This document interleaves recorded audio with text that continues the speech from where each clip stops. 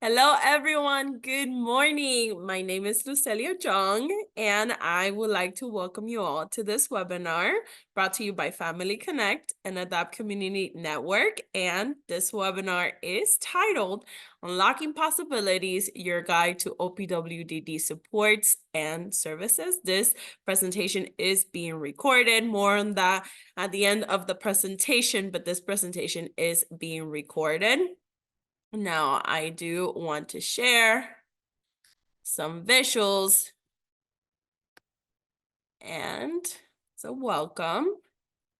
So I do want to know that Adapt Community Network and Family Connect do present this workshop as a means to inform you and educate you, and that is the only purpose. The views and information expressed by the presenters might not necessarily reflect the position of Adapt Community Network or just the content of the presentation, but do keep in mind that because we do offer this for informational purposes only, we ask you that for specific therapies, medical or legal advice, that you consult your child's doctor, social worker, or even therapist for those specific questions, and of course, for further information.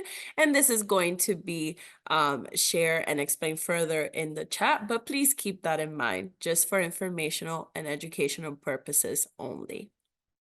Now, if you would like to use the language interpretation feature that Zoom offers, we do have our interpreters here.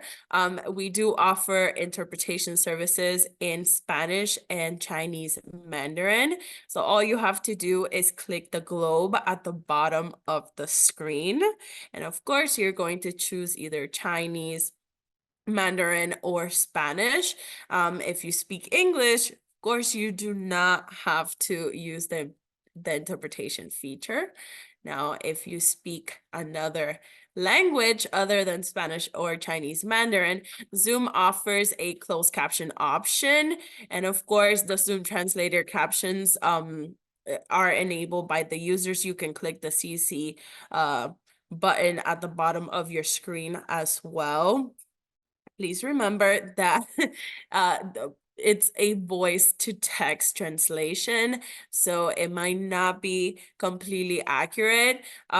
So the accuracy always depends on the level of intricacy in the terminology being used in any presentation, but especially this one, since we're going to get into topics that are very technical.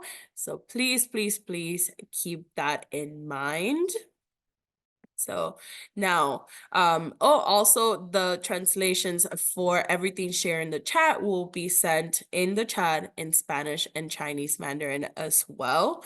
So please keep that in mind. Now, if you have a question, which I'm sure I am hoping that a lot of you do, if you have a question, please use the Q&A feature at the bottom of your screen.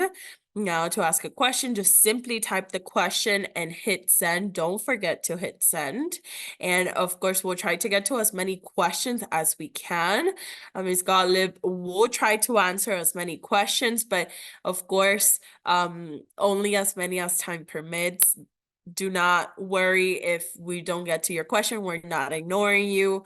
You know, we just get so many questions that we always copy them down and use them as a means to know whether we need to revisit this webinar or create a webinar to target those specific questions. But one other thing, we want you to keep your questions general in nature. So do not include any sensitive information. Do not include your child's name, the school that they go to, their teacher's name. No sensitive information, because then we won't be able to ask those questions at all. So please keep that in mind. Now, due to the high volume of questions, we also won't be using the chat feature for this webinar. So you'll be only able to communicate through the Q&A feature at the bottom of the screen, and the chat box will only be available for just for general information only. Now, I do have information about our upcoming webinars on April 11th from 10 a.m. to 11:15 a.m. We have the webinar titled Pediatric Feeding Disorders, Important Facts to Know. Our speaker is Ida Baresi, speech and language pathologist and co-director of the speech department at the Rose F. Kennedy Children's Evaluation and Rehabilitation Center in the Bronx. Next, on April 18th from 10 a.m. to 12 p.m., we will be having the webinar titled Educational Neglect. And once again, we'll have the pleasure of having Gary Schulman as our speaker. And after that webinar on May 2nd from 10 a.m. to 12 p.m., remember May 2nd, our webinar is going to be titled Executive Cognitive Functions, Why They're Important, and What Parents Can Do to Promote Their Development. And our speaker is going to be Dr. Bruce Wexler, a neuroscientist and professor of psychiatry at Yale University, and he is going to be our speaker. Now, all the information about this webinars, they're going to be shared in the chat, and you'll have links for you to sign up. Remember, you need to sign up. All of our webinars that we offer are free, and we offer interpretation services in Spanish and Chinese Mandarin, but you need to sign up. You'll also receive an email with the link to sign up to register for the webinars, so then you can receive the link to join the Zoom meeting or webinar. And now finally, a few words about today's speaker. Our very own Kate Gottlieb from Project Connect at Adapt Community Network is here today. She's thrilled to connect individuals and families with the supports and services they need, and she is a passionate advocate for the equity and inclusion of people with disabilities. So enough from me. And here's Kate. Thank you so much.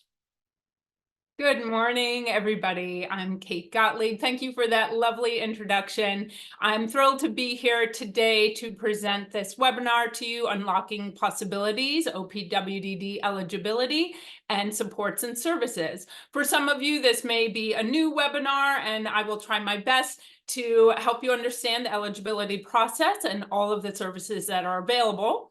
And for those of you who may already be in OPWDD, I'll also talk about our services, but some of the changes that have happened over the last year or so. And with that, I'm going to share this webinar with you.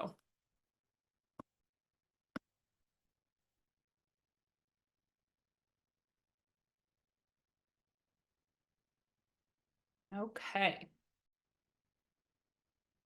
So again, I'm Kate Gottlieb from Adapt Community Network, and I do the Project Connect line, which is your information and referral line with Adapt. And it is not just for Adapt services, but for services throughout the 5 boroughs.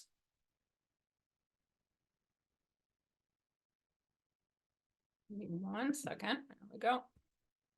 So what is Adapt? Adapt, our mission is to empower people through innovative solutions, one person at a time.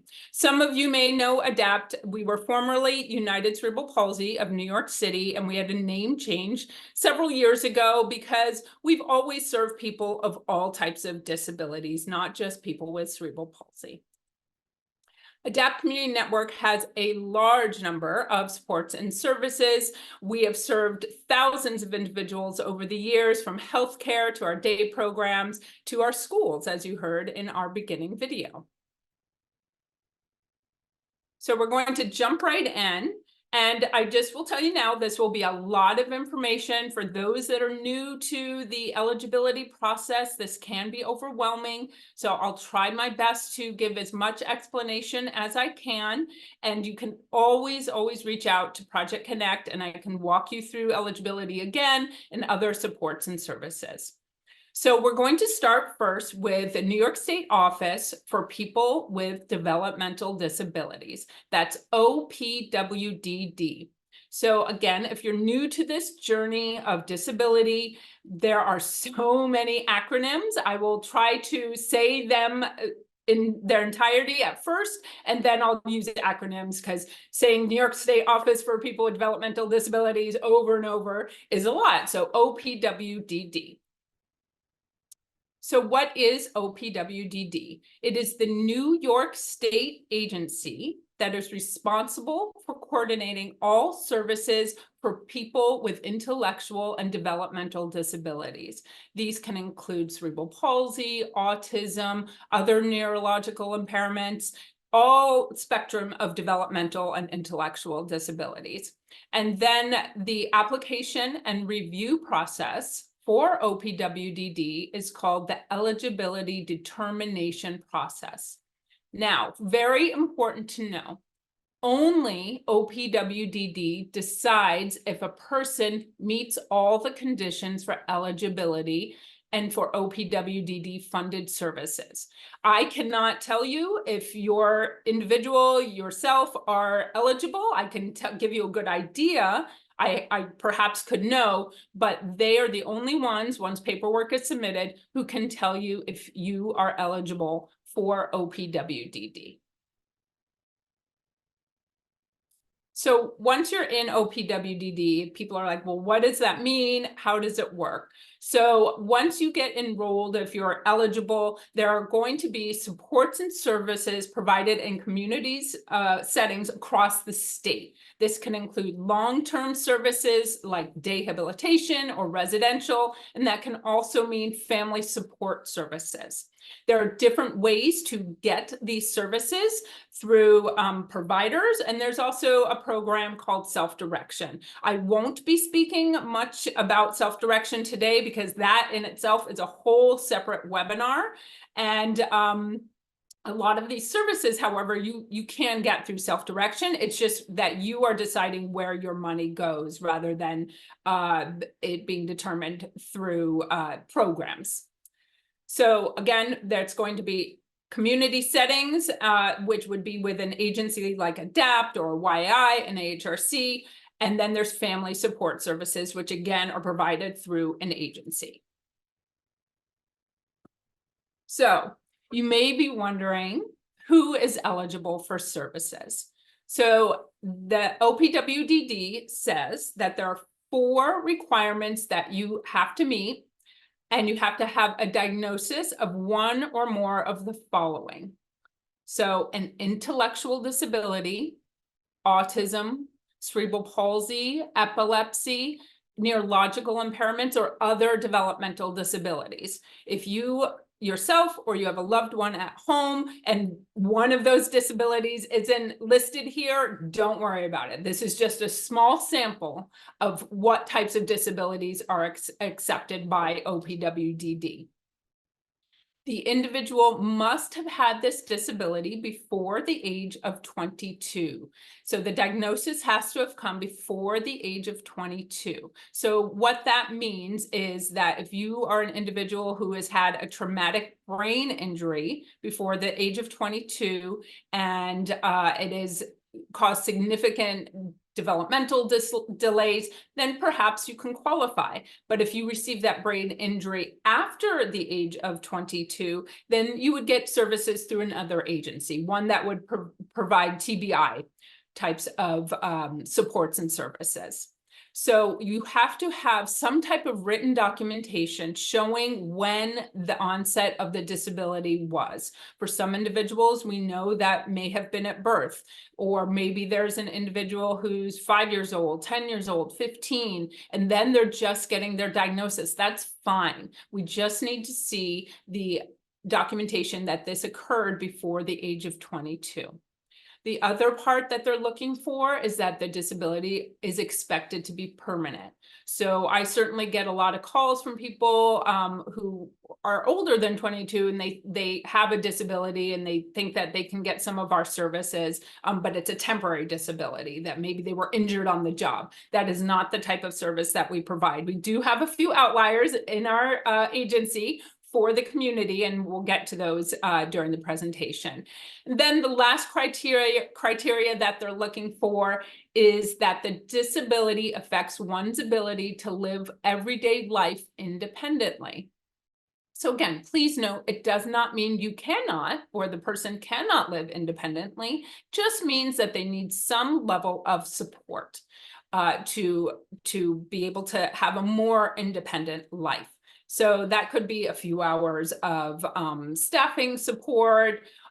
Maybe it can be some type of housing subsidy, again, which we'll get to through this. Okay, so the front door. So this is a new version that has only happened about a month or two ago. So the front door, getting started with OPWDD eligibility. Up until a month or two ago, it was a requirement that everybody needed to attend an online webinar called the front door. This is just switched, and now it is a front door video series. It is not something that you have to register for. You can go to opwdd.ny.gov and get started, and you will see these videos. So I want to emphasize that it is a great idea to look through all these videos. They've made them bite-sized so you can really understand. So what I'm giving you today is kind of the basics and just like the starter pack, right? So these videos will walk you step by step through the eligibility process, the criteria that is needed for this as well. So again, you don't have to attend a live webinar any longer, but you can go to the front door video series and it's just right on the website. You don't have to get a link, it's just right there. The other part that is new with the front door change now is that everybody must go through a care coordination agency to submit for your eligibility. Prior, families could try to submit their eligibility packets on their own, but now through this video series, they're saying that everybody must go through one of the care coordination agencies. And I'll speak more to the care coordination agency, or CCO, in the next few slides. So the front door series, again, will outline the eligibility process, what paperwork you need. Again, we'll outline this here a little bit, some of the disabilities, and then all the supports and services that you can get. Highly recommend that everybody take a look at these video series. So what is needed to apply? The 3 types of paperwork that you need. The first one is a full-scale psychological evaluation, and it has to be dated within 3 years of applying for eligibility. It must include a full-scale IQ and adaptive behavior scales. I had seen a question come in earlier about the numbers on the adaptive scales. I can't give you that. Again, go to, and also this will be on OPWDD's website. They outline it more thoroughly than I do here, what some of the criteria is, but it's a full-scale IQ. Usually it's below 70. Is the criteria they're looking at, but we know that some people may have an IQ that's higher, and that's why they're looking for adaptive behavior scales, which means what are the things that they may struggle with. Even though they may have a higher IQ, there's adaptive changes that they might need, or adaptive behavior that they might need supports with, and that will be reflected. So within 3 years, if you've had an old psychological eval, you can do an update to that. The next one would be a psychosocial or a social history. That one needs to be dated within 1 year of application. What is a psychosocial? A psychosocial is basically the history of the individual from birth to present day. So were they born with the disability? Was that identified right away? At what point were there changes noted to the individual's functioning, perhaps? Maybe it wasn't apparent until they were 5, 10, 15, as I mentioned before. What does the person do well? What do they need support with? It's really important on the psychosocial that you really express what they're doing well, but also very much what their needs are, of what they need support with. And I say this because as a parent myself, I want to say my child is great at doing X and they're really good at this. But if for this purpose, if you're not stating, especially if they're borderline on their eligibility, perhaps because of an IQ that might put them at a higher level, you want to really say what they need those supports with so you can get that eligibility. Sometimes the psychosocial can be done at your child's school. It just will depend on the experience of the evaluator or the social worker writing this. So the psychological as well, these should be done from individuals or from agencies that understand what is needed for OPWDD eligibility. So some of the agencies that do that, ours is not one of them for at this time. We had done clinic evals in the past, but we do not do it at this time. But HRC, YAI, I believe LifeSpire, but I'll have to check. I was actually looking yesterday to see if there's more updated information. You can again go to OPWDD and look for providers who may provide the full-scale psychological and the psychosocial. But these are community providers. Some of the hospitals can do them. Some of them have specific developmental disability units who would know what to put in these evals. And the last criteria would be just a medical report. This isn't a medical report that is, explaining their disability in full. This is simply the medical report that we need for all of our kids to go to school. Or if you are going for your yearly physical, you can ask your physician to write up a simple medical report about where your health is. And that is also dated within 1 year. So that was a lot just right now.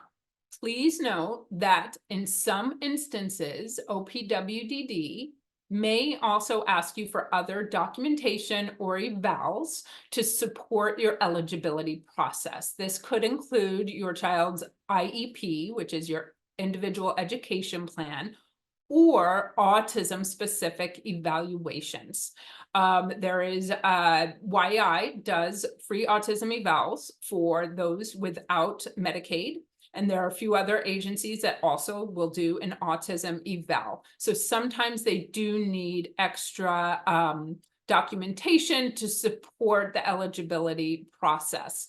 And I would say for oftentimes I've seen people with autism, again, they may have the IQ that doesn't meet the criteria. So then they want to see the autism eval, and that will give a little more detail on there.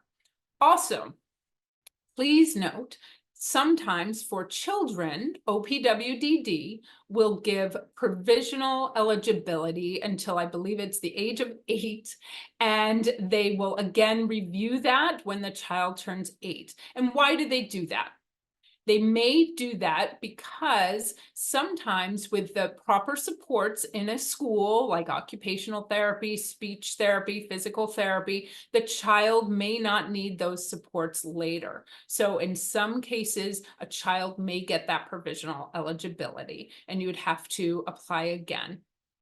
I did see one question about how often you have to do these. For eligibility process, again, psychological, you have to have it dated within 3 years, psychosocial 1 year, medical 1 year. If you have, excuse me, if you're applying to certain services, you've already been in OPWDD, excuse me, for some time, and your evals are you've already been enrolled, you're in OPWDD. If your evals are out of date, you may need to go get updates for those evals, certainly if you're applying to what we call the waiver program. Okay, so, excuse me. There are, so the process before was you would contact a care coordination agency, organization, CCO, after your eligibility. Now they're asking you to contact one of these CCOs to help you with your intake and eligibility process. So in the 5 boroughs, there are 4 care coordination agencies: Tri-County Care, Advanced Care Alliance, ACA New York, Care Design New York, and PHP, which is Partners Health Plan. All of them have intake offices, and they will take your information and they will work with you to identify a provider who can get evals done. If you already have the evals, they will help you with all the paperwork that is needed to submit for your eligibility. So what is a CCO and who are these people? So what they are is, if again, some of you have been in the system for a while, it's been called Medicaid Service Coordination, MSC. So you will be assigned after eligibility, possibly before, if they have people working on the process, a care coordinator. This is the individual who will help you after you're enrolled, write up what's called a life plan. This is not dissimilar to like an IEP with school. The life plan will outline the individual, their strengths, what they need support with, and then the services that are needed. So it's very important. You actually really do need a care coordinator, because that life plan must be written. When you're applying for other services, they will ask for a life plan. They will help you identify agencies like ours, other agencies that will have services to support the individual or yourself in whatever services you are seeking. So now the 4 agencies, are 7 in New York State, but these are the 4 that are down in the 5 boroughs, and you can contact any one of them.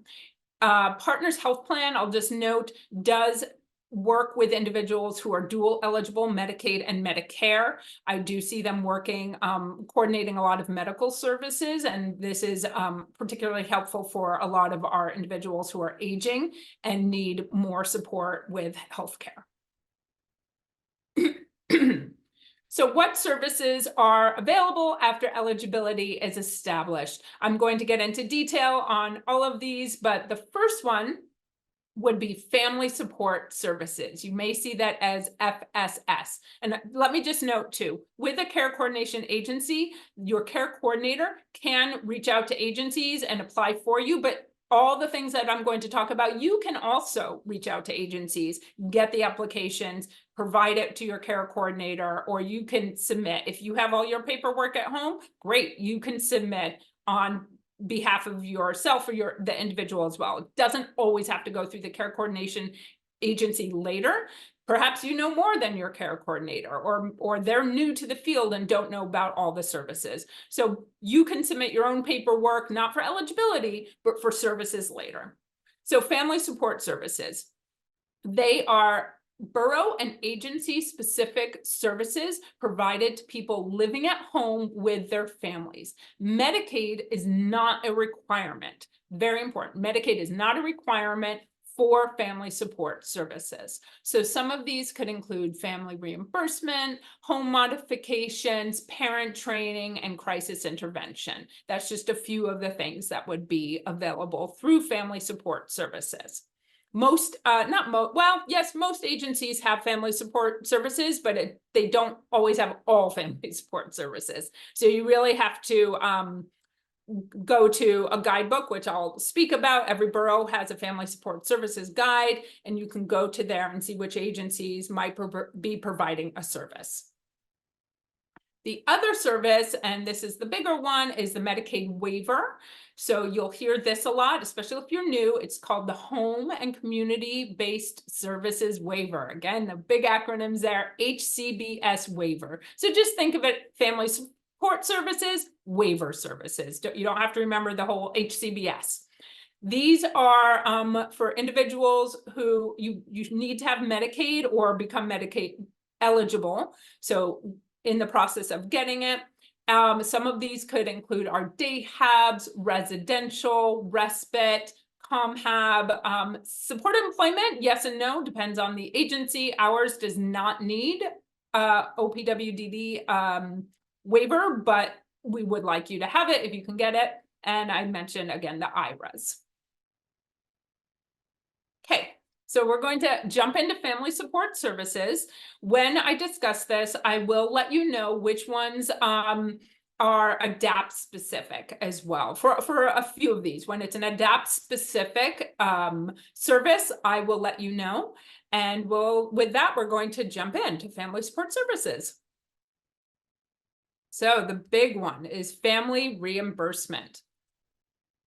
So what is family reimbursement?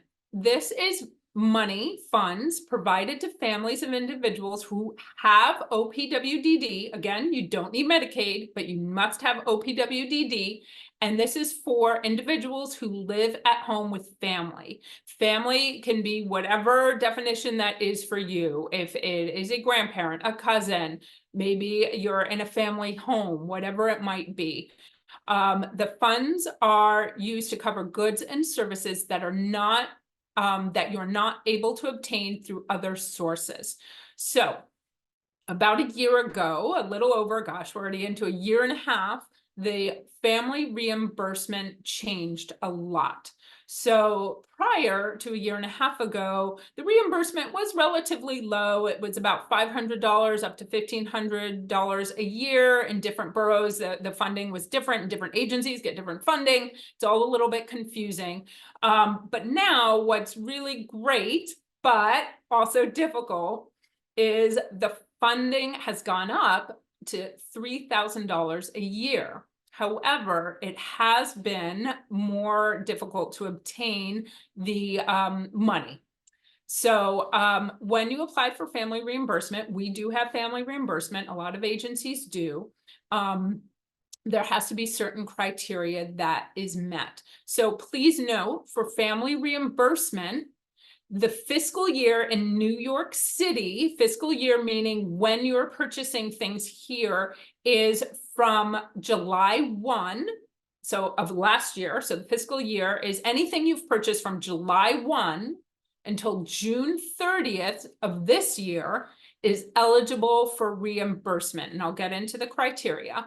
So July 1 until June 30th. So it's not a January 1 date in New York City.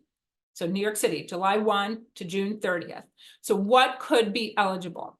So prior, all types of clothing was eligible, we'd still review it. Now, the difference is the clothing has to be a medical necessity for the individual. So we're not just going to say, yes, they can pay for their winter jacket and winter boots. Now, OPWDD, and again, this is not us asking, ADAPT asking, this is through OPWDD. They are saying that there must be a medical necessity to request funding for clothes. So if the person maybe has urinary incontinence, or if the individual perhaps rips their clothing a lot due to certain behaviors, then that would be a medical justification. So you could see at the bottom in bold, most or many items now need medical justification to get your reimbursement. So what would you do? So you would ask your physician, perhaps for clothing, and for other services, you can ask a different type of like OT, PT, but you would ask your doctor to write, John has X disability, which causes incontinence, or whatever the thing is that makes them need more clothing more often. So you have to say what the disability is and what is the thing that it's causing. So that's for clothing. I just got yesterday new information on respite care. Just until about a couple of weeks ago, even a month ago, it was only emergency respite care. And again, I can't get into too many details. You'd have to email me individually, but respite care can be covered if you are not covered by the waiver for respite care, because respite can fall under waiver services. Or the one criteria, they said respite care cannot be covered for individuals who during working hours, but we could perhaps provide that funding for respite care. Camp does not need a medical justification, and that should be for all boroughs. It does have to be an approved camp by the Department of Health. And then for recreation activities and classes, great news is the new thing is you don't need the medical justification. Before they were saying you needed to have the OT or PT say, this will help with their socialization or their mobility. You do, however, have to write it in the life plan. So you don't need the medical justification for the recreational activities and classes, but you must write it in the life plan. Same goes for self-direction. Self-direction, again, most of the funds are written through your self-direction plan, but if it's something that can't or wouldn't get covered through self-direction, you potentially could write in for family reimbursement if it's not covered in your funding stream. So in the reimbursement, the application is on the OPWDD website. You can go and put in family reimbursement, OPWDD. It's a general application that we would accept. And you would submit with your receipts. Potentially, in some cases, we can work with a vendor or particularly camps ahead of time to help you pay ahead of time. But we would need to show proof that your individual attended that camp to get that reimbursement money.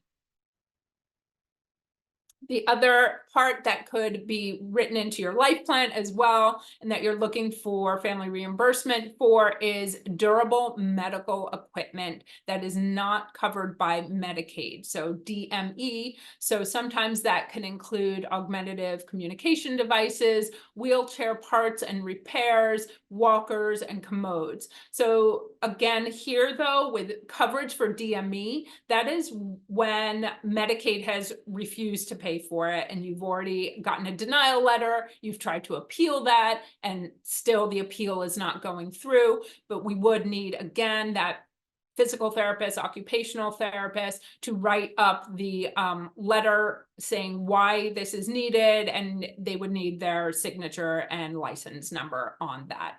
So again, that Medicaid did not pay for that, and you had, or your medical insurance. Okay, so the next one is our housing assistance services. So HAS. HAS is specific to ADAPT and one other agency in New York City called Synergia. Housing assistance services is basically case management through advocacy, information, and referral services for the 5 boroughs. So the individual, again, you need to be at home. There has to be an individual in the home who is eligible for or enrolled in OPWDD to get these services. This is for OPWDD. I get so many calls, and it just breaks my heart because I get a lot of calls from the general community wanting our services, but we can't provide it for the general community. Again, you have to be OPWDD eligible. If there is somebody in the general community that needs this type of assistance, there is a Housing Ambassadors website that has a lot of other agencies that can serve you. So some of the common requests that we get are help finding accessible housing, low income, affordable housing. We make referrals for rent arrears, and we do not provide rent arrears. We can help you with information for the eviction process and housing court, and what your rights are under the Americans with Disabilities Act. So some of the program services. So how this works is you would submit an application to us, and we would review it and send that to, again, another wonderful acronym, the Developmental Disabilities Regional Office, the DDRO. Each borough has one. You will become familiar with them. And they will approve it or not approve it, send it back to us. And once it's approved, we would assign you one of our housing advocates to work with you one-on-one. This is completely separate. You're not paying for this. This is a family support service. So they will help you with applications, providing information, advocacy. We have been very successful in getting families. It does take a while, you know, New York City housing, not an easy thing right now, but we have been able to get families of, 4 or 5 people who are living in 1 bedrooms into bigger apartments. We frequently do webinars. These are all free. We have a new housing newsletter that will give you up-to-date information on anything happening in New York City. And please note that we do have Spanish-speaking staff as well for all services. I'm not a Spanish speaker, but I would refer to my Spanish-speaking colleagues for any of our services that you might need support with. And we have a language line. So if it is a language that somebody at our agency doesn't speak, we have a language line with interpretation. So again, just the eligibility, you can contact me for the Housing Assistance Services application, and we submit to the DDRO. And then if it is approved, you would be assigned one of our housing advocates. I will please note that often we have money for all boroughs. We have funding for all boroughs to provide assistance. But we do find that the Bronx very quickly gets used up. So we were able to reallocate some money this year so that we could reopen our Bronx waiting list, but Synergy, again, also is an agency that has the same funding source as we do for housing assistance services. Oh, go. Okay. I know it's a lot of information in a very short time period. So the Doorways to Independence program is ADAPT specific. This is home modifications. So Doorways to Independence, ADAPT specific. It sits in our Family Support Services department. So Doorways to Independence is home modifications and now, exciting, home repairs to persons with disabilities, the elderly, and the medically frail. We have two different funding streams for the Home Mods program, and then one other service that's called the Restore program. But for the, excuse me, for one of them, you need OPWDD, for the other, you do not. So the first one is the OPWDD grant for family support services for home modifications. So please note that for home mods, this can be a stair lift, a ramp, fence around your yard. I've had families call me saying that they have a child who runs out all the time and they'd like to put fencing up around their yard. We can do that potentially. Again, everything has to be assessed. We can't do everything. And we do have funding limits per borough. But there are so many things that I didn't even know we can do, and then I find out we can. So like we could do, you know, if there was an alarm that you needed for your door because that child runs out, that could be something. We had somebody reach out to me who had a tripping hazard. The pavement was not even on their sidewalk leaving into their house, and I didn't think that was something that we could do, but we can, which is great. So please note, for the OPWDD Home Mods program, it is only for the 4 boroughs, Brooklyn, Queens, Bronx, and Staten Island. We do not have funding for this for families in Manhattan. Again, an individual must reside in a family home. It doesn't matter if you're a homeowner or a renter. You, again, have to have OPWDD, and there is no income requirement for this particular grant. If you have self-direction, the funds have to be part of the budget again. And again, allocation per borough is different. So in some boroughs, we may run out of money, just depending on the grant year. So that is, again, for OPWDD individuals. The other grant that we have, same type of home modifications, but really exciting. We call it, it's the Access to Home grant. So this is Medicaid, non-Medicaid. This is available to the 5 boroughs, and this is for anyone in the community, which is wonderful. We can serve the community. And I do get a lot of calls, particularly from seniors who now are finding that their mobility has changed. And that you see here a picture, they may now need a stair lift in their home, or maybe they'll need a ramp. It just depends on their individual needs. But for this grant, and this might be wonderful, maybe you have an aging family member that doesn't live at home with you, and they may need something in their home. Or outside their home, as I mentioned. This is available for homeowners and renters. They don't have to live with family. They can live independently. The only difference here is that they do need to meet income eligibility guidelines. So typically that does tend to be the lower end of the income guidelines. So I think it was 80% for an area. It just depends on where you live. And this is all 5 boroughs. And the cap for the project is $25,000. So again, available to everybody in the community. So if you have family members or maybe a colleague who's told you, you know, gosh, my mom's aging and needs XYZ and I don't know how to get it, this is a program you can get it through. And sometimes this can include durable medical equipment that they're not able to get coverage for.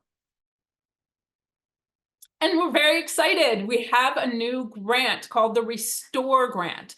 This is residential emergency services to offer home repairs to the elderly. So please note, this is for seniors 60 and older, and this is for individuals who own their homes, who need, and the home meaning condo, co-op, your own home. It can't be for renters. But this is a grant specifically for seniors for home repairs. The home repairs run the gamut.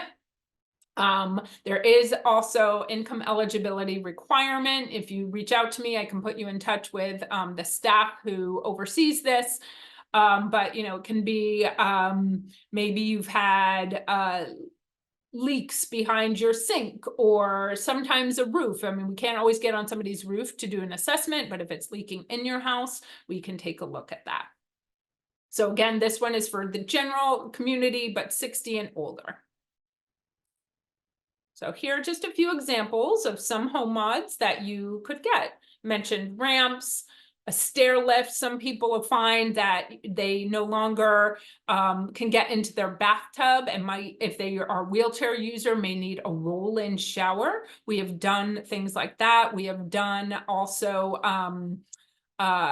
lifts that go on your ceiling to move somebody from one part of their home into the other.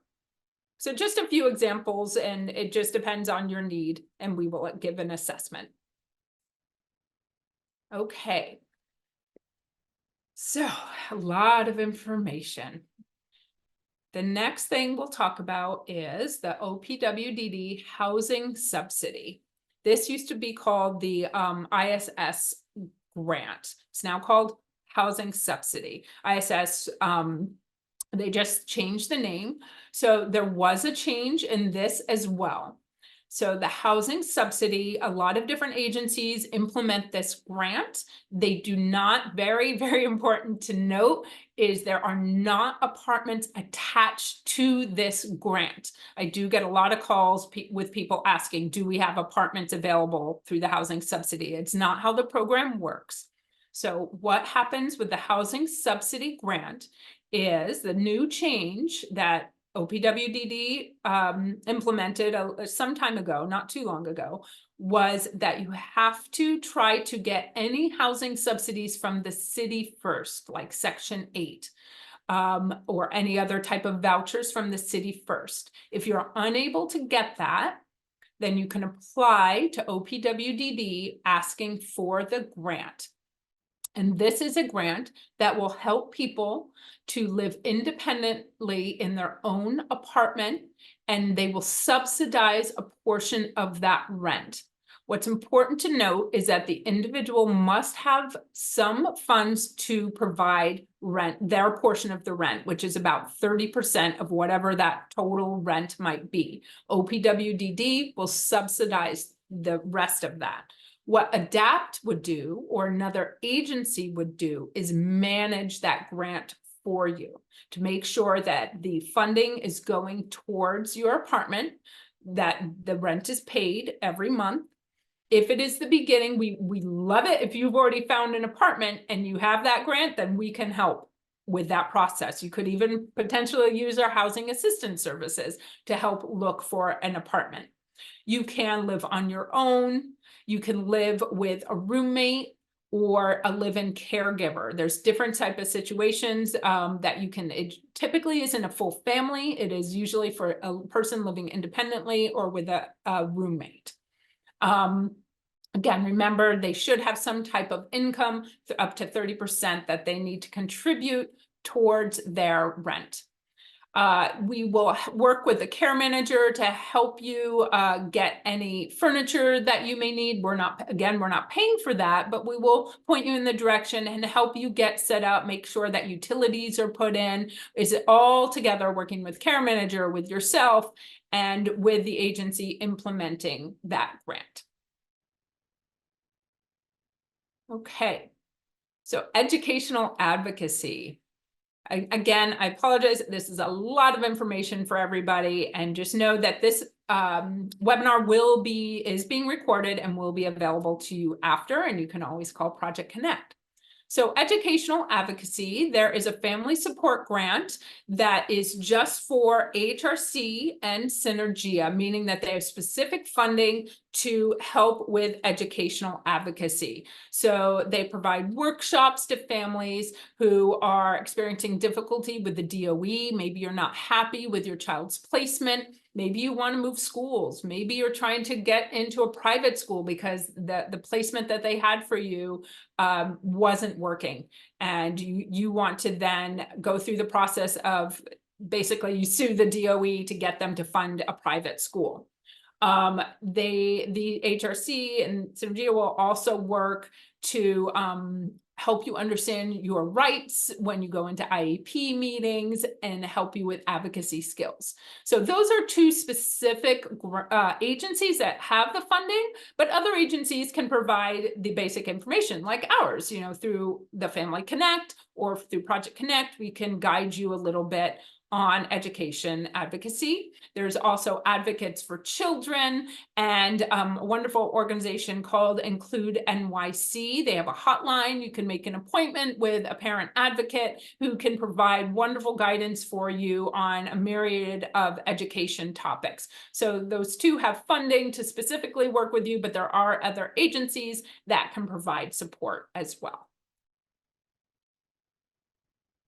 Okay, so socialization and independence under family support services. It's YI and CUSAC have specific grants, again, for socialization and independence. CUSAC is an agency, if you haven't heard of them, that provides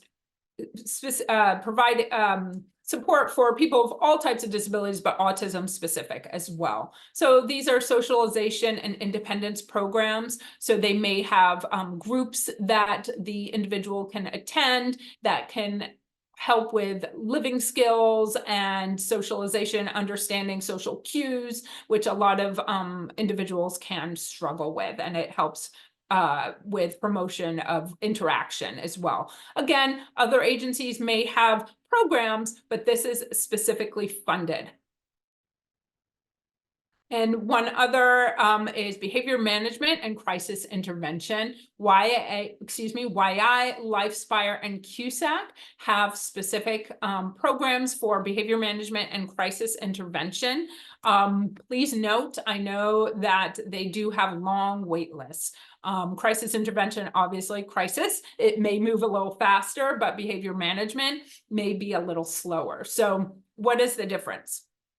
Behavior management is a short-term in-home based training, and the agency, the staff provided will work with you, the parent or a caregiver, on how to manage the challenging behaviors that you are facing. And it will help you also with any coping skills.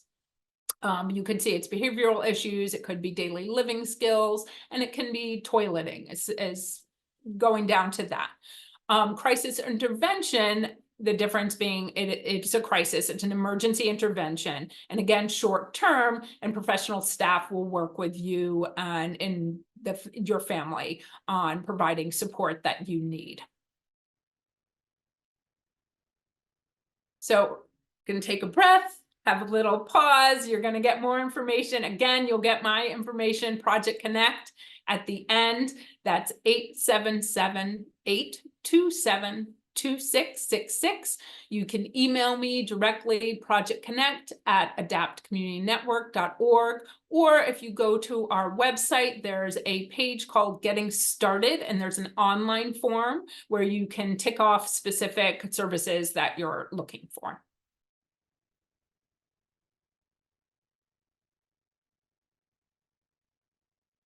Okay, so now we're going to go into ADAPT, but also general supports and services under the HCBS waiver program. So here's just a little bit of an overview. There are a lot of services under the waiver that an individual can get once they are enrolled. Remember, for the waiver program, you do need to have Medicaid funding, because all of these not all of that you see here, but the waiver ones specifically are funded through Medicaid. So this is not one funded through Medicaid. This is just one other. It doesn't fall under family support services. It's just another wonderful program that we have called TechWorks and Trade. So Trade is technology-related assistance for individuals with disabilities. It's an assistive technology center. So every state, this is really important to know, if you have loved ones in another state, or you're moving out of state and need support, or maybe even just going on a vacation and need some type of adaptive equipment that you're not able to get, every state has an AT program, Assistive Technology Center. So what they can do, it can provide assistive technology, adaptive technology to children and adults, and it can be of any age and any type of disability. So it doesn't have to be somebody with a developmental disability, it could be any type of disability. There's different types of assistive technology that is available, and what we do is we can provide you with device loans. So maybe you're thinking about certain types of adaptive equipment that you're not sure if you need or want. We could provide that for you to try out and loan it. Or if you don't know what type of adaptive or assistive communication device you might need, you can come to us. We also have a TechWorks van and go to you. We do go out into the community and provide demonstrations, and we can show you how this equipment might work. We do evaluations to see what is best for that individual. I do get calls where, there might be a child who's been waiting for an augmentative communication device for a long time, and it's not getting through the DOE system. So we could perhaps, if we have it in stock, we can perhaps provide that augmentative communication device as a loan until their device comes in. They also will provide information referral to other agencies. So if you're having trouble getting say it might be a certain type of stander, or if there's sometimes adaptive car seats for children, we can make referrals for you to that, or give you a referral to a source for that. We do a lot of tabling events, and we also do trainings with professionals. So if there's teachers at a school who want some training, we can provide that training as well. So here's a picture of just some of our adaptive equipment and assistive technology that is in our TechWorks in Brooklyn. We do have TechWorks in different boroughs. This is just the biggest TechWorks center. You are always welcome to go there. I would call ahead of time if you do want to see anything specific, because it is a small staff. There's 4 of them, and they work tirelessly, and they may not always be there. Also really important, this is again for the general community. Do not need to have OPWDD. Again, I get calls from the general community, and they're saying, oh my gosh, I have a surgery and I need a wheelchair for 6 weeks. They can call Project Connect, and I will connect them with TechWorks. If we have that device or wheelchair, whatever it might be, available, then we can provide that to you. Just note that we don't have things like beds, anything that's particularly large, because we simply don't have the room for storage, and that anything that we have, it may not be there at any given time. So it just depends. If we have a wheelchair and you need it, then we will provide that for you. And never assume that we don't have something. I have, again, been so surprised at things that we have that I just thought, oh, I don't know if we'll have that in stock, and they do. Okay, so dehabilitation. What is dehabilitation? Dehabilitation are programs for typically 18, it's 18 and up. It's always 18 and up, but typically it's 21, usually 21-year-olds and up. Once they've graduated high school, which, as you know, if you are a student who is in special education, you have the right to stay in school until age 21. So we will see people coming to us after they graduate from high school.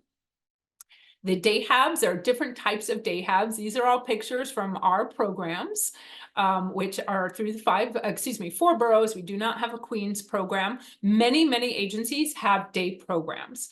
Ours tends to be more wheelchair accessible because of the population that we serve. We do have more wheelchair users than other programs due to our history.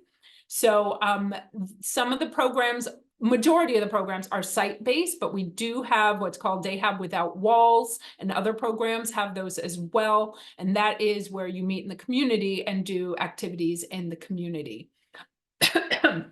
Excuse me. So the programs really should be individualized. Of course, at times there's going to be where you're out with a smaller group, hopefully not days of old where you get in a van and there's 10 of you going out on some type of activity. We really try to do person-centered planning, person-centered services for all of our services at ADAPT.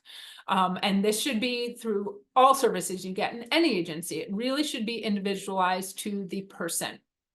So there's different groups and activities. Please note, I have seen that on our website, it says art classes, maybe GED program. Those are not standalone programs. Those are part of our day programs. Typically, the day program is 5 days a week. If there is an individual who wants to work, but also have some structure, they can potentially do a supported employment or their own employment, maybe 2 days a week, but minimum we would want to see 3 days a week in our day programs. So again, it's the individual's choice. Again, these are pictures from some of our programs. They do really awesome stuff. We have a great team that looks for community engagement opportunities all the time.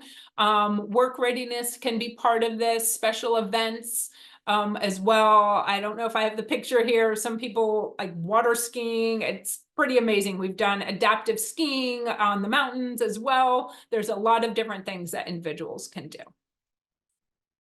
So here are the locations of our programs. So please, again, note, we do not have programs in Queens, but we can make referrals to other agencies in Queens. Community habilitation is a service for individuals where you work one-on-one with the individual in their home or in the community. So this is where somebody, a ComHab, we call them a ComHab staff, would work one-on-one with the individual on whatever skills that they're looking to improve for their independence. So that could mean somebody who's looking to travel in the community, but they don't know how to do the bus route or the subway route. Then the ComHab staff can work with them on figuring out how to do their community integration. It could be money management, it could be cooking, it can be really anything that will help the person increase their independence. So again, this is in their home or in the community, and it is a one-to-one staffing situation. And we do have ComHab, and so do other agencies. Something new, well, new-ish, this started during COVID, but now it's more official, it's called ComHab Residential. So we are able to provide, and again, not all agencies necessarily, but ComHab in a certified residence now. And typically that's for people who are, I love to think of it as our seniors who are like, I am done with going to dayhab. I just want to be at home. I'm tired. I'm older. I just want to be at home, but I still want to learn some skills. Or people who may be medically frail or have behavior issues can also participate, and they live in a residence, and ComHab R, it's called. Supported employment. So Adapt Community Network does have a supported employment program, and supported employment is great for maybe those who, again, could be part-time in dayhab or have transitioned, maybe you're not in dayhab anymore, or transitioning out of high school and just want to work. We will provide job coaching, job development. Pre-employment services may mean like volunteer opportunities before they're ready to get into the job market. We will help with resume development. We're in the process now of overhauling our own program, but we do have, currently we do have sites that we have established in the 5 boroughs, and we would work with the individual, and then we work with the agency, organization, establishment, maybe it's a retail shop, on how to work with that individual. What does that person need for support? So also keep in mind that maybe you don't want one of the sites that we have, and maybe you are wanting to work in a bakery, but we don't have a bakery that we have established a connection with. And we can try to identify a bakery, some type of employment that would work with us to support you.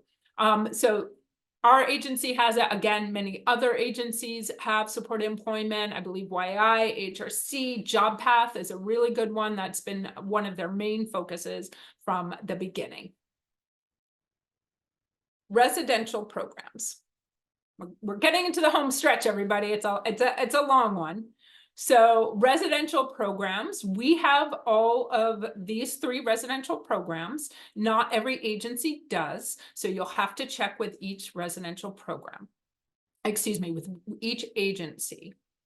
What's very important to note for residential services is it all goes through OPWDD. So in the past, you could submit your application to an agency like ours for residential services. It does not work that way anymore. OPWDD, you submit an application called the Certified Residential Opportunity, the CRO application. Your care coordinator should do that. They submit it to OPWDD.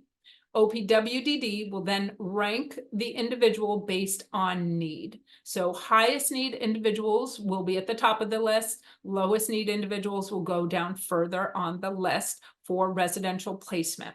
So if this is a few years off, you're thinking, you know, I really want them to live independently, or maybe you know that you won't be able to care for that individual, I would suggest getting your name on that list, because it is a slow moving list. There's a lot of people looking for residential opportunities. So what are the types of opportunities that you could get? We'll start with the Intermediate Care Facility, an ICF.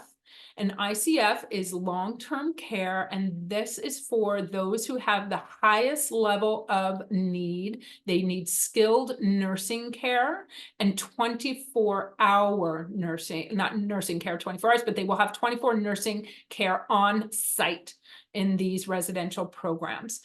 Please note too that majority of the residential programs are 18 and over. We do occasionally have exceptions where we might have a few teens in programs, but that is not the norm.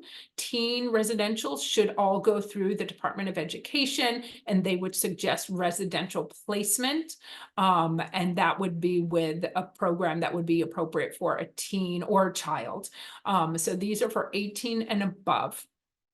So ICF, again, is the highest level of need for typically people who are medically fragile or have high medical needs. What you'll see more commonly is your supervised independent residential alternative, known as the IRA. This is, or you might have heard group home. So the group home could be anywhere from potentially 2, that's a little small, typically 4, could even be 8 people in a group home, often a shared bedroom. You never know, you could get your own bedroom. This provides less, it's 24-hour staffing, but not on-site nursing. There is nursing skilled nursing available, but not at the residence itself, but there's always on-call individuals.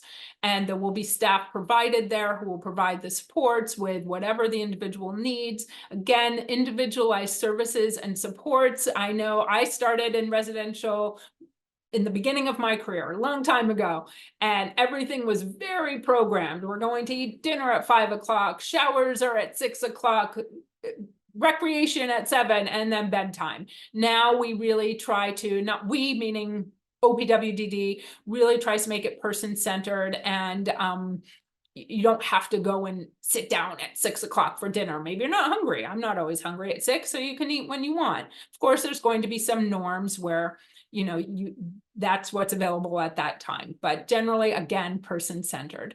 The other and last is a supportive IRA. These they're not a ton out there. We do have them ourselves.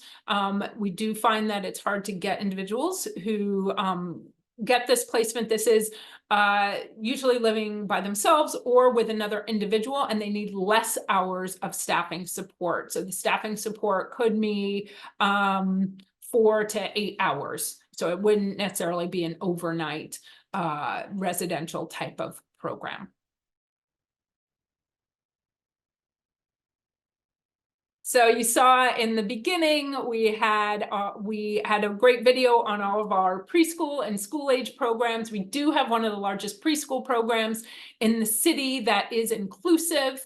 And we're really proud of our preschool programs. They're wonderful. The process for getting into our preschool programs, you should be referred to us from the CPSE. Occasionally, I'll get referrals directly from a parent, and then I pass that on, and the CPSE person still needs to make the recommendation after that.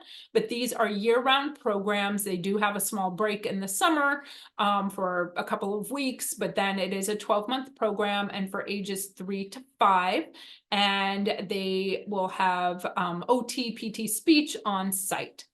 And those are in all of the boroughs. And then we do have one school age program located in Brooklyn, and that is for ages 5 to 21, again, with therapies on site. Respite. So respite is available to families, and I will first say respite is in-home or out of home. When it's an in-home respite, you have to go through the waiver and get certain amount of hours that they will approve. From my experience over the years, it's not a ton of hours that get approved, but it is a little bit of a break for the caregiver. The service must be provided to the individual, so it can't be provided to other members. If you have another child in the house, the respite worker cannot take care of that other child. It is only for the individual that was approved for the service. Some agencies have overnight respites that could potentially be in home, but ours is an overnight away from home respite available to anybody in the 5 boroughs. It is located in the Bronx, and we provide transportation from every borough except the Bronx. And you can get up to 2 weeks at a time at our overnight respite in the Bronx. And then if you look at it like a semester, July to December, you can get, I believe it's up to almost 6 weeks per term. But again, only 2 weeks at a time. There's an application process, and we would like individuals to be able to tour it and see if it's a good fit. This respite program is for children and adults, so we accept from ages 3 and up in our respite program. But what we aren't able to provide is one-to-one for individuals, just due to staffing. Healthcare services. So a lot of agencies have healthcare services, Article 28, Article 16 clinics. So we have healthcare services, but please note that our healthcare services are for 18 and up. We do not serve children in our programs. The Article 28 is your general community service. So it could be women's health, podiatry. We do have dental. I know a lot of individuals are looking for dental, specifically for people with disabilities. It can be a challenge. NYU has a specific disability clinic as well, and AHRC, and I think YI, I have to double check that one. But again, 18 and up. And then, and don't worry if it's Article 28, Article 16, I just delineated it here. Article 16, or now what they're calling IPSID, I won't get the whole acronym, we're transitioning right now, but that provides OTPT speech, and then and some psychological, psychosocial evals. So again, we're not doing the evals right now, but in HRC, YI, LifeSpire, Synergia may be doing evals. But we do have therapy services as well. And this switch to the new service means that IPSID means that we can also provide services one-to-one, sometimes in the home, just depending. So a lot of agencies have recreation attached to them, and the ages are different for every program. I will, you can email me and I'll provide you links to family support services. While this is an ADAPT webinar, this is, again, we provide information referral for all agencies. So if you are looking for your family support guide to find out which agencies in your borough might serve you and what type of programs, simply go to Google and you will find a comprehensive list on YI's website. If you put YAI Family Support Directory, you will go to a link that will show you each directory for each borough. And then you can find out which agencies have recreation programs. So ADAPT's recreation program is now called Supplemental Day Hab. It is a Saturday rec program, so you do need to be enrolled in the waiver, and it is for 18 and up. Virtual, you know what? I'm gonna actually double check that one. I don't know. I think they may have stopped virtual. They're definitely in person, but I'll check that. And it is a program on Saturdays, transportation provided from most boroughs, I think. And its location is Manhattan or Brooklyn. And then our ever popular Friday Night Disco. It has been going on for 20 plus years, and that is 18 and up in person in Brooklyn and Manhattan. And you do not need waiver enrollment for that. So if you're interested in a Friday Night Disco, reach out to me and I'll connect you with our recreation staff.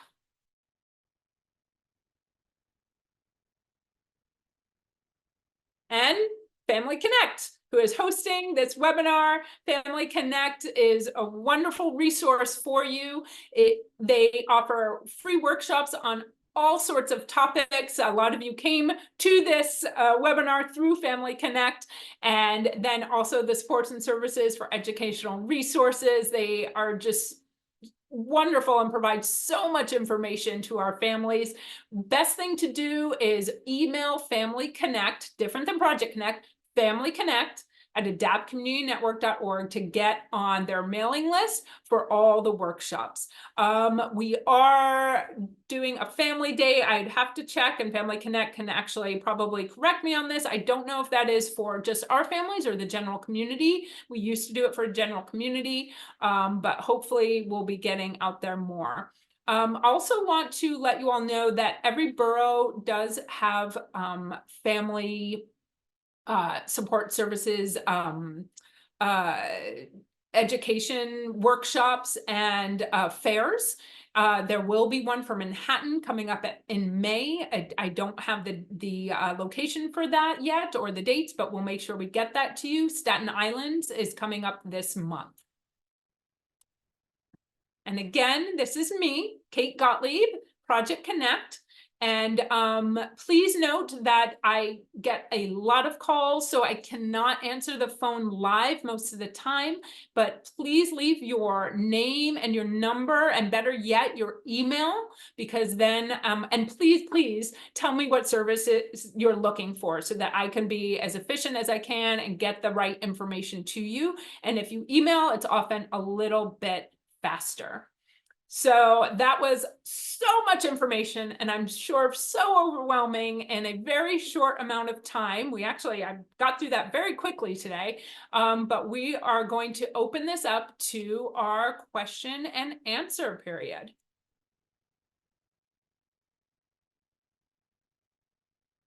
Hello, Kay. I'm here. Hi. Hi. Thank you. So I know that you said that you weren't sure if it was open to the public. It's actually just for that families. Okay. And I do have the dates here. So May 21st is going to be for Manhattan, April 18th for Staten Island, and Brooklyn is going to be June 5th. So yes. So And that is an adapt only family fair, but every borough, as I said, does have these fairs that are different, that will have so many providers attending, and they also have workshops, and you could go around and talk to each provider in each borough. I think the Bronx is also coming up in May. One thing I just want to throw out, I realize I didn't talk about with day habs. If you do have a loved one who is graduating, and if you have not started the eligibility process, very important to get that started now. I know that will be a question here, is how long does the eligibility process take? I can't answer that any longer because it has been all over the place. Initially, they had said it was 2 to 4 weeks, and now I'm hearing 6 to 9 months. So if you're looking for day programs, even if you're a year or 2 years out, start that eligibility process as soon as you can so that you can get into the system and then hopefully find day programs.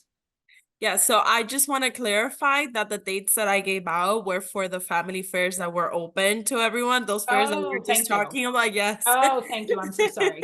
Yes, so no problem. So I think that we can get started with the question portion. We have gotten a lot of questions, so Oh, I see it. everyone, 99 plus.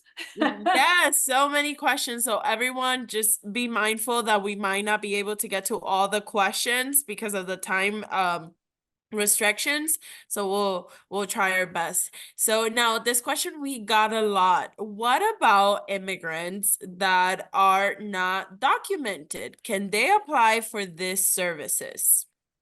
So that's a great question, and I will start now. I will not be able to answer every question. I know a lot, I don't know everything. So just putting that out there, and that is one of the things that I'm trying to investigate. I did ask a colleague yesterday about that actually, and what I would suggest is one of the agencies, Synergia, located in the Bronx, has been working with families a lot on this, so I'd reach out to them. And then I just recently made a connection with a colleague who is working on this. So let me get a little more information. Typically, no, you cannot access this unless you have a visa. If you were approved and you have a visa, and then you're able to access Medicaid.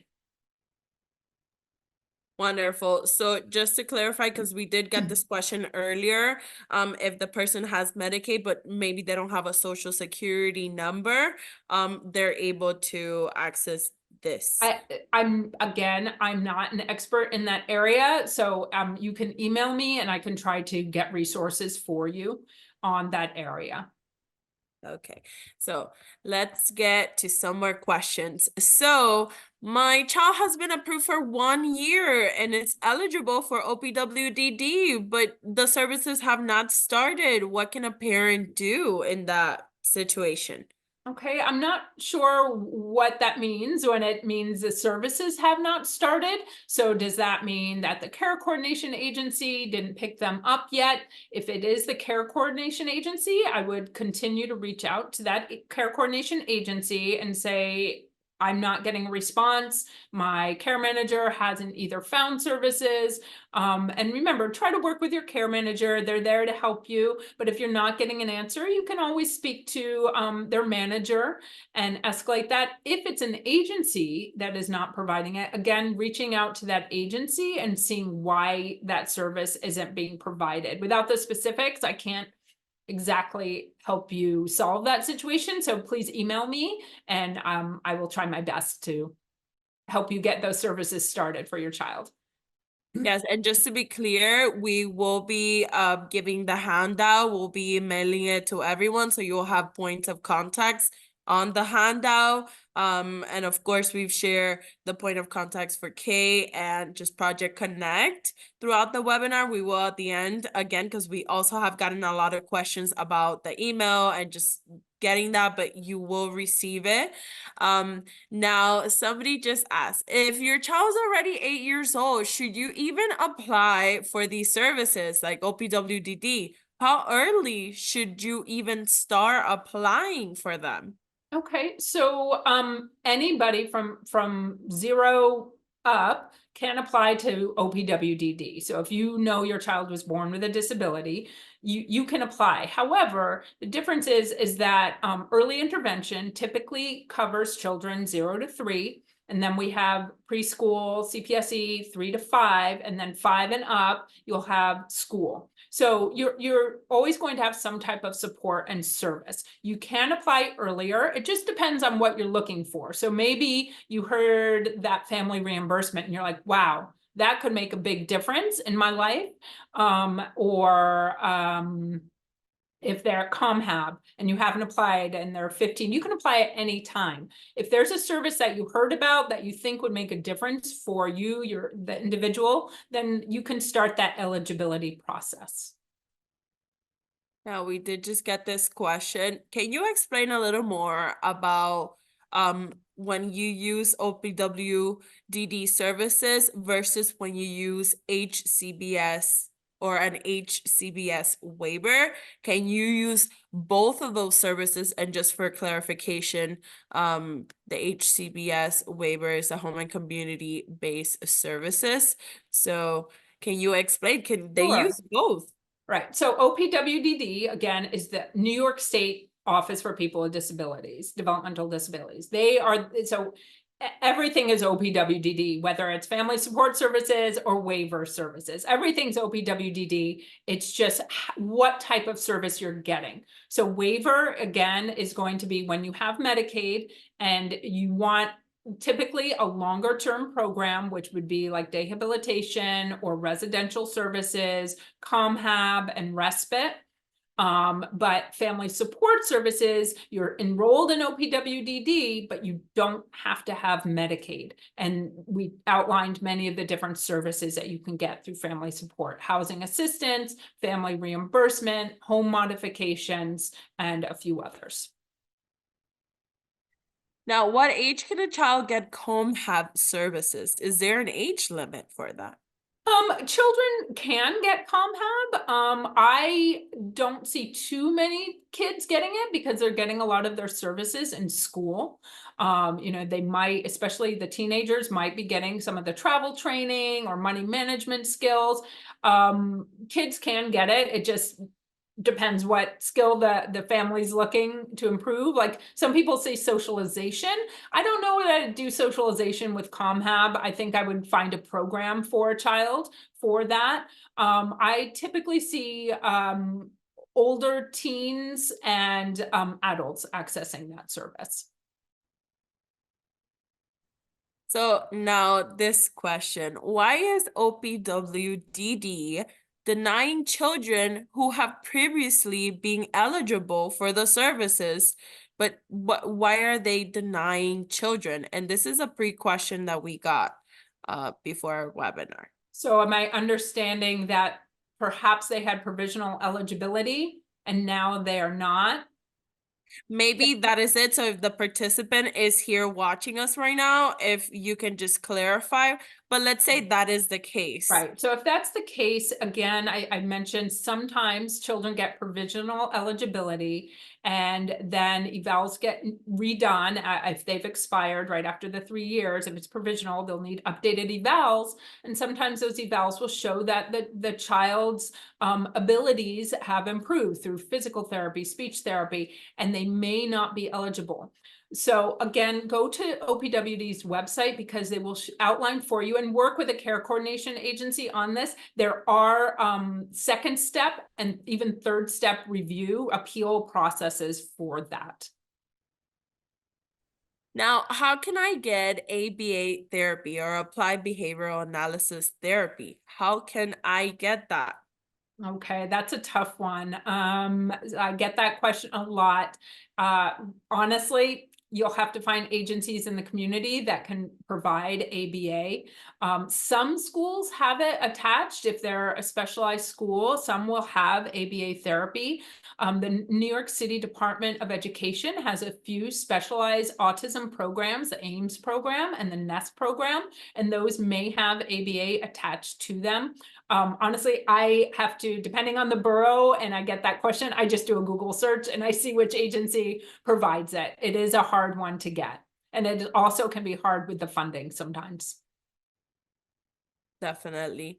So now we did get this question. What services are available once the child grows out of the public school system in adulthood?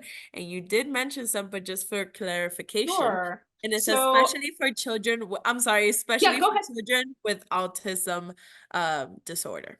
Okay, so there are a lot of resources in New York City for individuals with autism.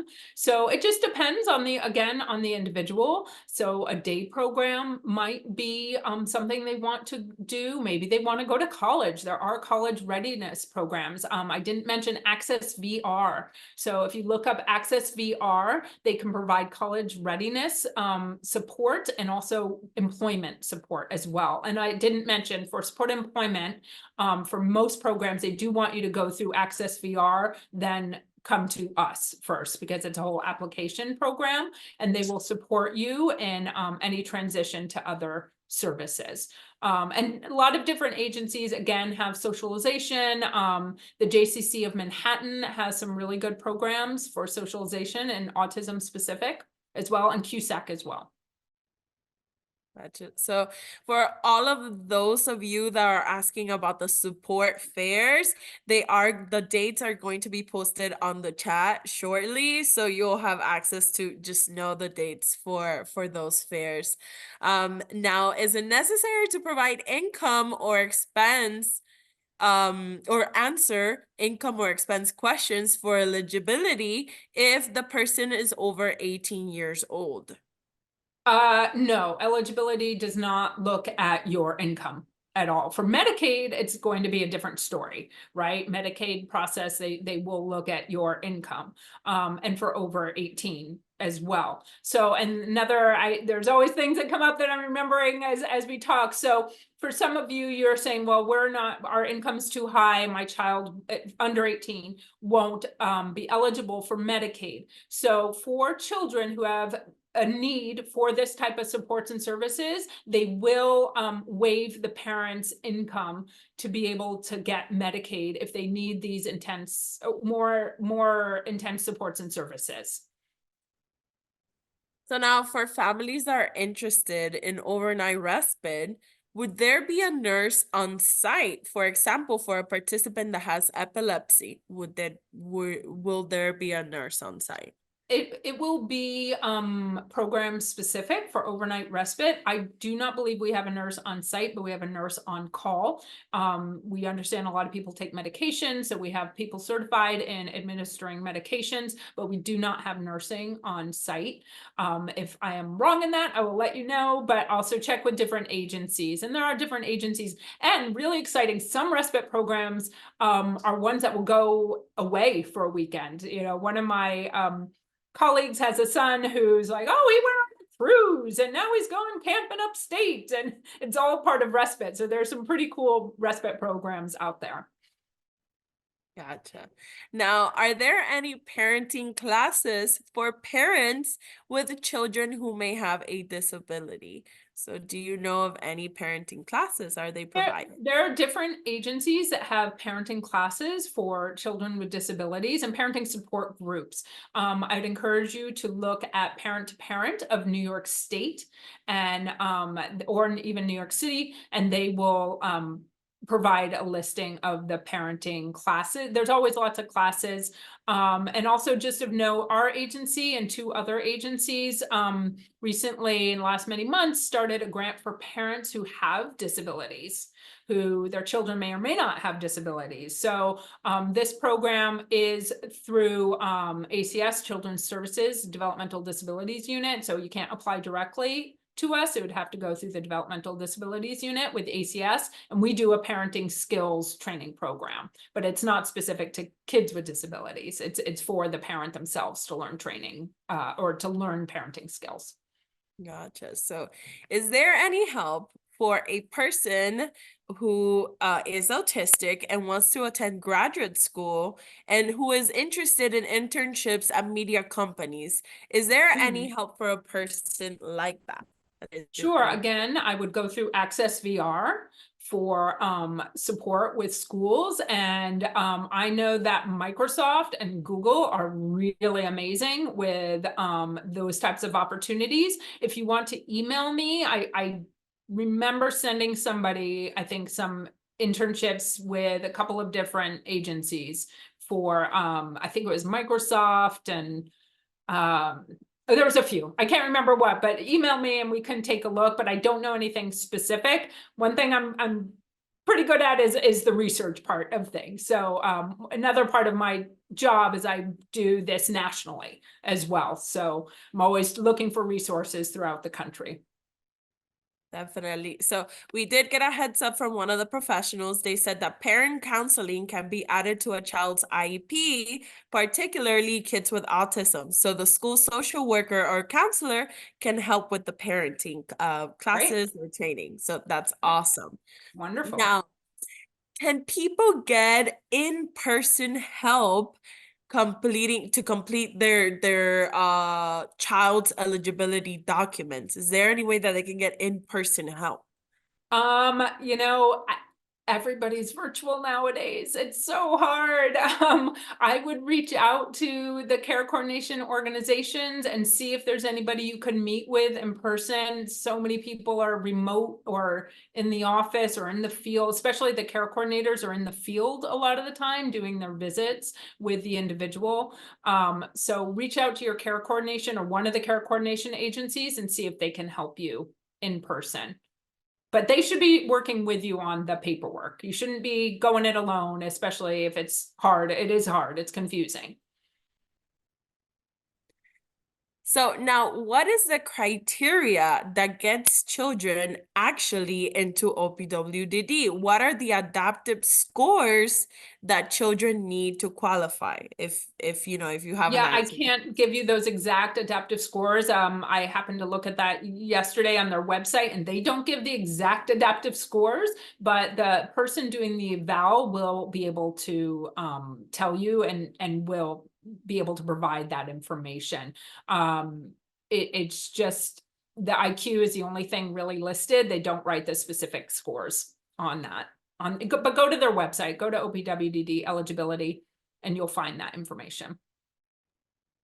So we just got this question. What is the difference between psychosocial rehabilitation and mental health counseling? I'm not sure I understand the question. So mental health counseling would be any therapies and ongoing therapy. A psychosocial is an eval. That's just a history. That's an evaluation. So, and you're reminding me while we're on this, somebody had asked about people who could potentially be dual eligible, meaning that they have a developmental disability and a mental health diagnosis as well. That most not most, but many agencies who serve people with developmental disabilities, if they have a clinic associated with them, can help provide mental health services. It just depends on what for that individual is dominating at the time. Sometimes you might need more of a mental health provider than you would the developmental disability provider. So it just depends on that person and what supports they really need. Yeah, so they ask if ADAPT provides calm habilitation and or individual services. Sorry, the questions are worded a little bit different. So if ADAPT provides calm habilitation, does that work with self-direction? Is that something an individual can do at the same time? Yeah, so self-direction, you just have to write everything into your budget. So when you have self-direction, and again, that's a whole other thing, everything needs to be written into your budget about what services you want. And with self-direction, it's not something you can do completely individually. You'll need a broker who helps you with the process, and what's called a fiscal intermediary who helps you with the budgeting for your self-direction. So remember, self-direction, any service you're trying to get, you need to have it just like the life plan. You need to write it into that life plan to get that service. You can always do an addendum. So if you forgot something or something you learned about something and it's not in there, be it self-direction or general services, you can do an addendum and put it into your life plan. So somebody asks, I hear the NYC's, the New York City boroughs mentioned often, but are these the same services available throughout the rest of the state? Yep. So yes and no. So yes, all of these services are available throughout New York State, but not all, but majority of these services are available in New York State. It just depends on the provider. So again, like I highlighted ADAPT specific services. So a provider upstate might not have family reimbursement, or they might not have housing assistance.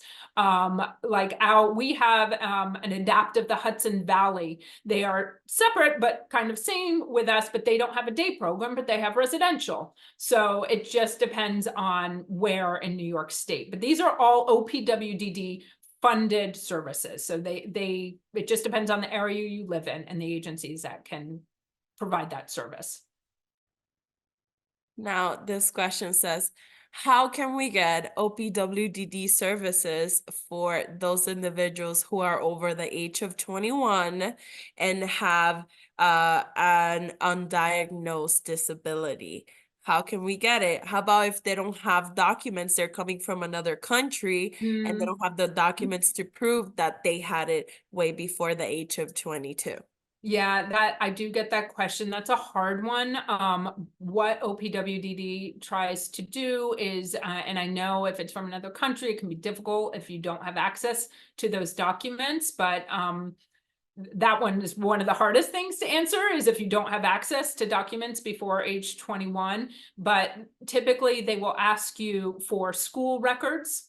If you're over the age of 21 and you didn't have that diagnosis, they may ask you if you were in special education and had an IEP, or maybe there were some types of medical records that may have had that diagnosis. They will ask you to go and find that. Again, you can always try with that second step, but that first step, it might stop you right there in the first step for eligibility if you have no documentation before the age of 21. I do get calls sometimes from seniors who are now looking, and they have cerebral palsy, but they may not have the intellectual disability, and they just won't qualify if they don't have the intellectual disability or the adaptive functioning, and if they don't have the records. So now this person has two questions. The first one is, the camps that are available for the clients are same-day camps, or can they be sleep-away camps? Is there an option for that? Yep, the camps can be either, but they'd have to be in New York State. So you can't go to the camp in New Jersey or Connecticut. It does have to be a New York State camp. It can be day camps and sleepaway camp. And that's for children and adults. If you didn't know, there are adult camps out there. I want to go to an adult camp and go and jump off a water slide or whatever it might be. Babe.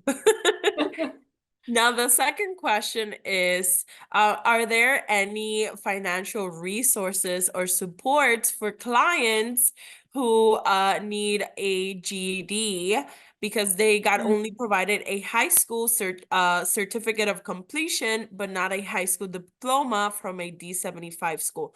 Are there any resources for clients? I off the top of my head, I don't have that. That again, sorry, that would be a Google search, but also possibly through Access VR, they can help an individual work through trying to get the GED as well. But I'm sure there are resources out there. I know some of the public libraries, by the way, access your public libraries. They have really great inclusive programming in all boroughs.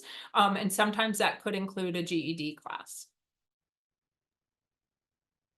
Now, this is a great question. What happens if your child splits their time between two parents, Brooklyn and Long Island? Where do you apply?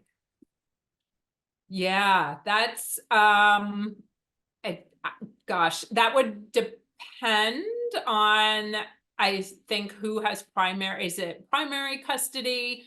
That would be something you would need to discuss if it's a separation situation, who would apply for that and where you think you could get the most services. But if you're applying, say, in Brooklyn, then you can only get the services, the 5 boroughs. Long Island is separate, right? So you can't apply to both boroughs. So, and I've had situations where people move boroughs during the eligibility process, and that creates a lot of problems. So try to stick with one DDRO when you're applying for eligibility.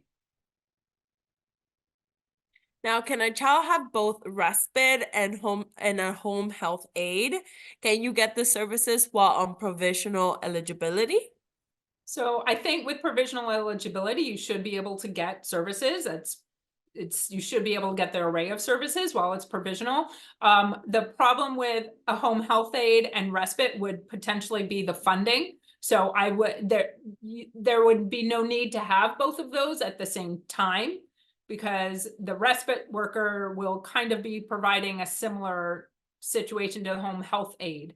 Unless it's medical, versus respite is not going to be medical. So that could be a difference if that's the question too, if it's a medical home health aide.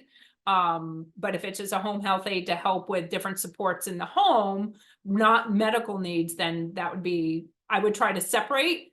And then you also get more coverage if you separate the two services, coverage for hours. Now, does the housing resource have any outlets or supports for families who potentially want to move away from the busy city to another county or upstate New York? Our housing assistance services, unfortunately, we don't assist with moving out of the boroughs. We're really experts on the 5 boroughs. Outside the city is a whole other thing. And even Long Island, that's not an area that we serve. So now this question, home of your own program, is that still a thing? Is that something that's still going on? You know what? I haven't heard anything about that in a long time. So reach out to OPW and see if that's something. But I've not heard anything about it recently. Gotcha. So now, can you please talk about some supports for people with diabetes who will need diabetes trained staff? Are they available in these programs? How would they go about that? So when we have people, if it's depending what program you're talking about, if it's a day program or a residence, again, they have people who are certified. I can't remember the acronym for it, but medication administrators, they can administer any medication a person would need. So they would hopefully understand the diabetes care, but that's part of an intake process and understanding what the medical needs are. Typically, again, in our day programs, we're not able to do the one-to-one if it's a quite significant disability or medical need. And also I get this question about, can somebody come to a day program with a support staff, like their own home attendant? And typically, no, that is not something that happens in our day programs, that their own personal home attendant is coming to our day programs. Now this was more a statement than a question, but I watched a video last year and was told someone will contact me and help me with the application process, and no one ever called. Should parents just sit around and wait to be No, contacted, or should no, they be no. proactive? Well, I hope it wasn't me. So, but keep calling, keep bugging that care coordination agency. If you're not getting in touch with the care coordination agency, call another one.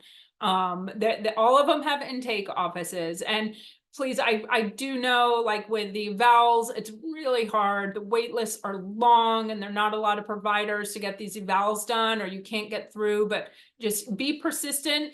One thing I can't emphasize enough is be your own advocate, be your child's advocate, and just keep pushing. I know it's demoralizing when you're not getting those calls, or nobody's reaching out, but just keep on pushing. I mean, I'm surprised when I often will call somebody back and they're like, oh my gosh, a live person. So it's just not, people just don't tend to pick up the phone nowadays.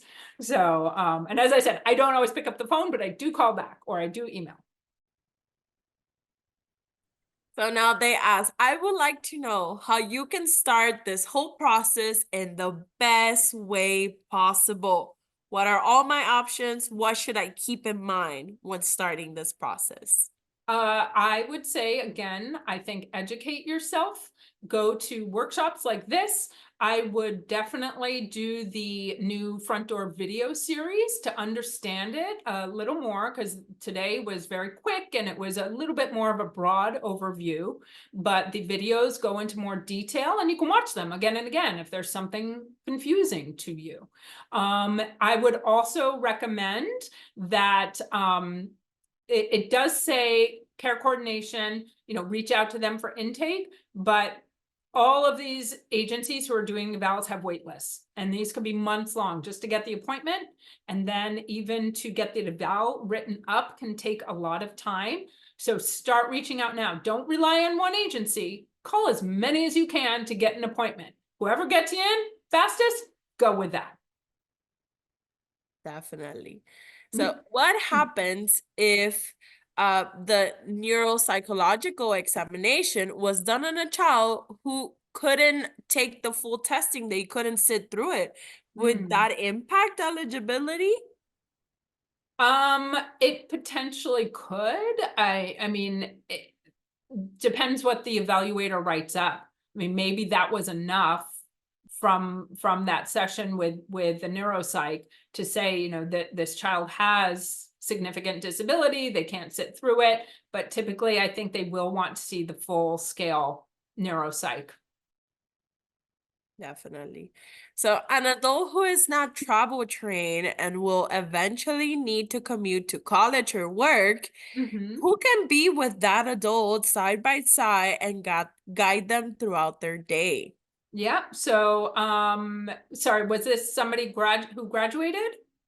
So they said just an adult who's not travel trained and will eventually need to commute to Okay. college or work. Okay, so if they are still in school, many of the schools will have travel training as a component. Again, Access VR can have travel training, and you can access community habilitation services for travel training resources. There's also, each borough has, and now I'm blanking on it, a transition coordination service. I will find the name. Each borough has one that can also do travel training.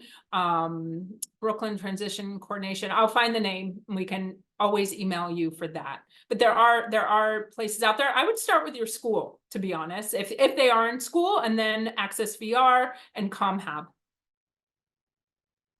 So what are the benefits of having a medically fragile waiver as opposed to just obtaining OPWDD? And I know we had a question very similar, but what can you get with that waiver that you really can't get with OPWDD, if anything?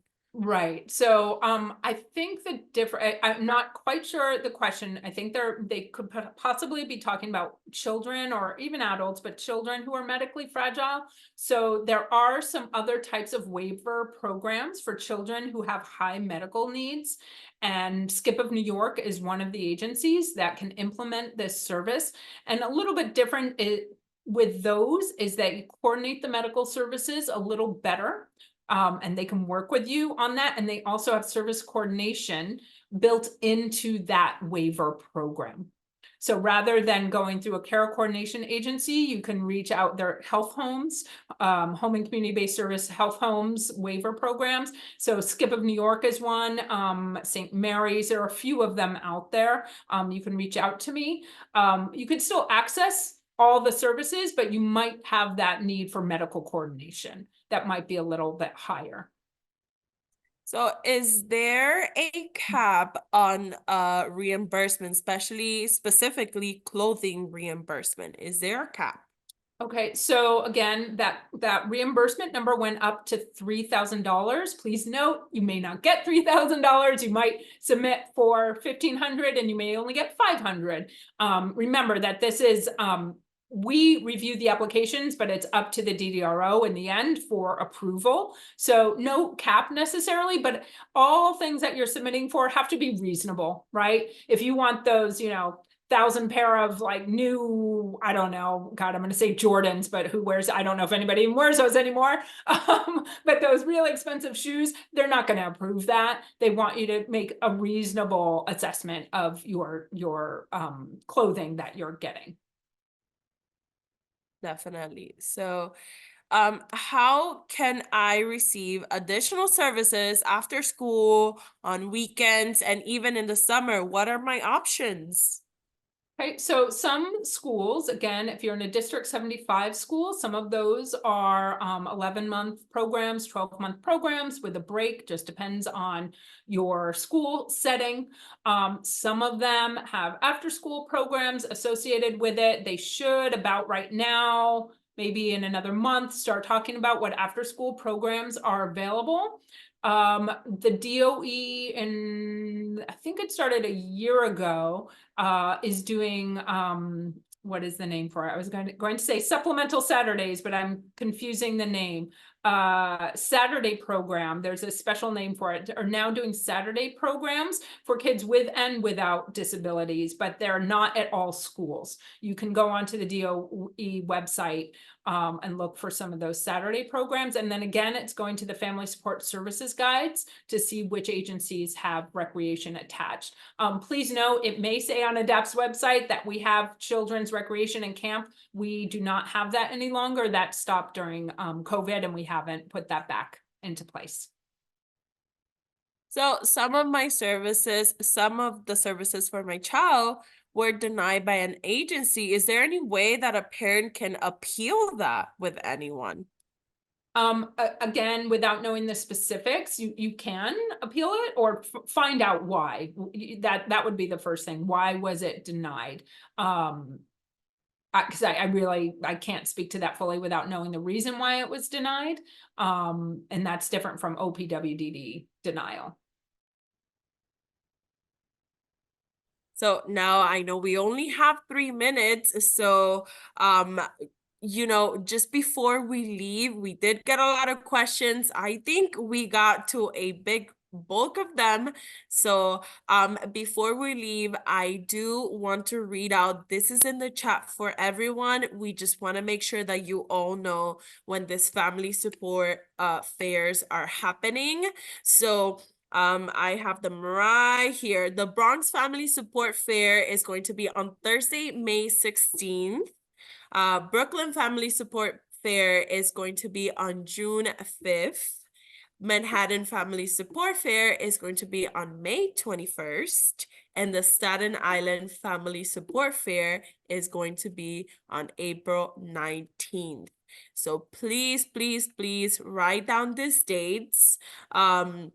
Of course, you can always Google them, but we have the dates here for you. So you know when to reach out, when to prepare yourself to maybe attend this fairs if you need to take a day off. So please, please, please look in the chat. The fair dates are there. And I want to remind everyone, we will be, again, we recorded this presentation. We will be sharing the recording and you'll have access to them for the next 30 days after receiving it. You will also have access to the presentation with all the points of contacts and all the information that Kate so kindly shared with everyone today. So all of you that are asking, where's the email? If you have any other questions, you can always email us at familyconnect@adaptcommunitynetwork.org. So thank you so much, everyone. We only Thank have, you. this was a long presentation, a lot of information, but it was amazing. Thank you so much, Kate. Thank Thank you you. for I'm so coming. happy to provide support to everybody and we'll welcome your calls and your emails. And thank you for attending today. And everybody have a wonderful day. Yes, thank you so, so much, everyone. Thank you. Bye-bye.